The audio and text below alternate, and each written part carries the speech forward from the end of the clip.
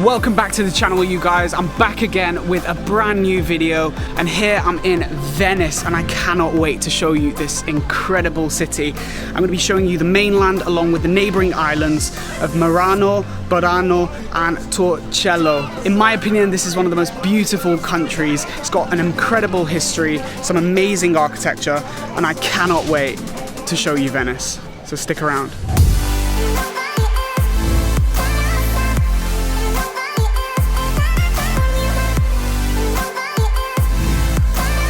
I'm starting my trip here in Burano, which is one of the islands. This is a 20-30 minute Vaporetto ride from Murano, which is where I'm staying, to Burano. And it's very, very famous for its super colorful houses. When the fishermen would arrive back from their fishing trips and it was super foggy, they couldn't see their houses. So they thought, paint their houses so they'd be able to see better. I think the best thing to do when you come to Burano is just wander and get lost, because you'll find little gems like this. Beppy's house. So 10-minute water taxi from Burano will take you to Torcello. Here you'll find a bridge with no handles on it, which makes for a really cool photo. And there's a basilica and a museum with some cool mosaics. And you can also go canoeing. If you've hired a boat, I guess, bring your boat, bring some drinks, have a little picnic.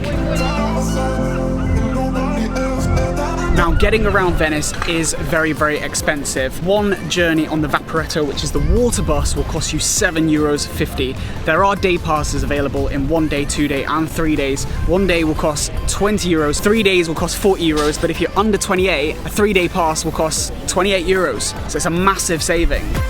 This is the best gelato I've ever had in my life. Dark chocolate with cherry. Amazing. So here we are in the Jewish ghetto, and this is actually the first ever Jewish ghetto in the world. And this is actually where the name ghetto originates from. When you're planning your route here in Venice, add an extra 10-15 minutes to every destination, because you will get lost. You know, this is the right street, not that one over there. It's just so complicated. What an incredible way to end this day. A view of the Giudecca canal, Spritz, Sinar Spritz, I think it is, in the sunset. Amazing. I've just made a reservation for a restaurant on the canal. If you reserve through the Fork, which is TripAdvisor's restaurant booking system app, you get a discount of like 20 to 25% on a lot of restaurants. I ordered some tagliatelle, shrimp, some house wine, of course, and some sea bass as the second main, and it's very, very good. Good morning, you guys. If you come to Venice, you would be so stupid not to visit the neighboring islands of Murano, Torcello, and Burano. Murano is where I'm staying. I'm staying at the Hyatt Centric, and this hotel is super modern. It's been newly renovated. The rooms are so spacious. Like, I love how there's a mezzanine upstairs to the bedroom. There's also a fitness center and a spa. Breakfast is really good. There's a little menu, you can order whatever. But one of the highlights of all is the fact that there's a complimentary water taxi airport shuttle. So massive thumbs up to the Hyatt Centric. You cannot go wrong at this hotel. When you get on the Vaporetto, always make sure you get to the back, because you've got the best views and you can see everything. Now, if you want to get across the Grand Canal, which is the great big S-shaped canal running through Venice, you're going to walk across one of the 4 bridges, and this is the oldest one. This is the Rialto Bridge, and it was constructed in the 1100s. I asked for some ice, and he brought me the North Pole. Now, as you walk across the Rialto Bridge, you'll find the Chiesa di San Giacomo di Rialto, and it's got the weirdest clock I've ever seen on a church. This has some of the freshest produce. All of the restaurants around this area get their fish from this market, and it seems that all the residents do as well. If I had an Airbnb and I was cooking, I would definitely come here. So, gondola rides. Very enticing and very Venetian, but also very, very expensive. It's a flat rate of €80 during the day or €100 at night time. But if you share the cost between up to 6, it becomes a lot cheaper. If you didn't do it in Venice, then, you know, what are you doing? Obviously, I'm here on my own, so I'm not going to do that because, yeah. Libreria, Acqua, Alta. Says it's the most beautiful bookshop in the world. What's interesting though is when it floods, so does the bookshop. and I guess that's why all these ones at the bottom are all very mouldy. So this is why everybody comes to this bookshop, for the photo op. So this is the Chiesa di San Zaccaria, and downstairs there's also a crypt, and you can see how flooded Venice actually gets because it fills the whole area with water. Do note that the churches are closed between 1:30 and 2:30, but it's a beautiful church. Reminds me of Rome as well. So now I'm back on the riverbank. Behind me is the Bridge of Sighs. Apparently when the prisoners were condemned, they would walk across that bridge into prison, and they'd sigh as they take their last look out into Venice. Normally you'd have to queue up for ages to get a photo in front of this, but obviously post-COVID, very few people here. This is by far the best meal I've had so far. Fresh pasta, and it's massive pieces of pasta in a fresh tomato sauce with clams, mussels. I'm not gonna lie, this is amazing.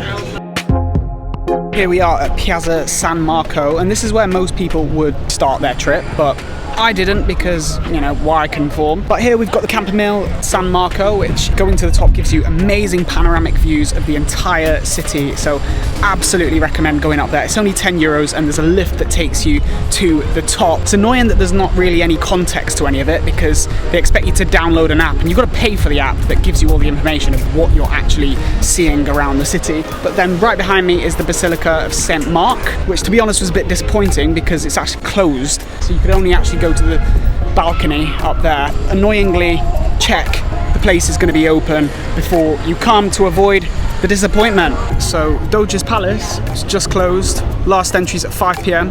Guess what time it is? 3 minutes past 5, so he wouldn't let me in. So yeah, that's a nightmare, isn't it? So this just here is Harry's Bar. It's very famous for creating the Bellini. So if you like a Bellini, that is your spot. Be aware that all of these attractions close before it actually says it closes online. This says it closes at 6. Last entry is 5:30.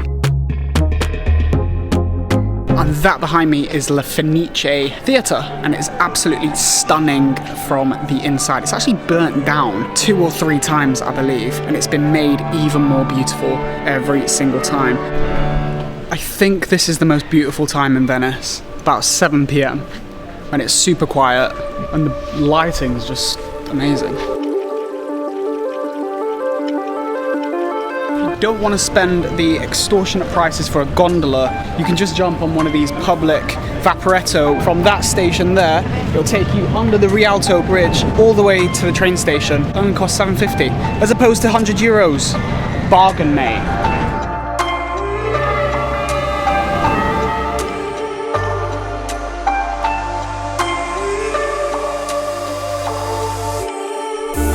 So it is the final day here in Venice. Yesterday's dinner though, best meal yet. I had the gnocchi, which is actually my favorite food. I love gnocchi so much, and obviously it was cooked the Italian way. And then I had the main course, which was the seared tuna. The steaks were divine. Today I'm gonna do all the things that I haven't yet been able to do, such as the Doge's Palace, a few other basilicas, maybe some galleries. So without further ado, stick around and let's get on to the day.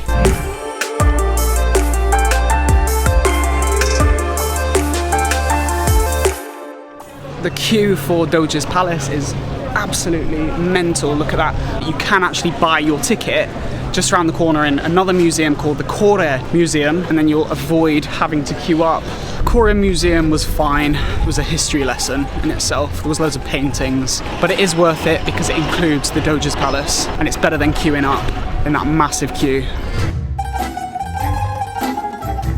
Doge's Palace, and it was really interesting to find out about how it was used for political debates. See, one of the biggest rooms in Europe, the prison and the courthouse where the condemned would walk across the Bridge of Sighs and get that last glimpse of freedom before they went to prison. This is honestly some of the best pizza I've ever had in my life. Oh, so good. I've made it to the Santa Maria Gloriosa dei Ferrari, and it is very grandioso. So directly next to the Basilica, we've got Tintoretti's artwork in this gallery. If you're into art and painting, you will absolutely love it there. It has some honestly fabulous artwork. It has got to be like 30 degrees. I would love nothing more than to jump in that canal, but don't do it because it's illegal. You're getting a lot of trouble.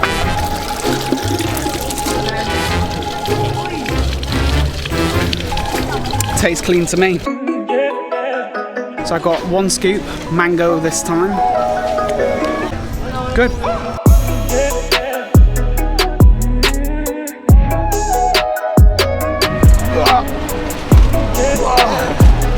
This is it for Venice. On the water taxi back to the airport now, organised by the Hyatt Centric. This has been absolutely beautiful, magical even. I do hope you have enjoyed it. Please smash the like button. It really, really helps. Leave me a comment telling me what you thought about the video and subscribe to the channel. And I shall see you next week.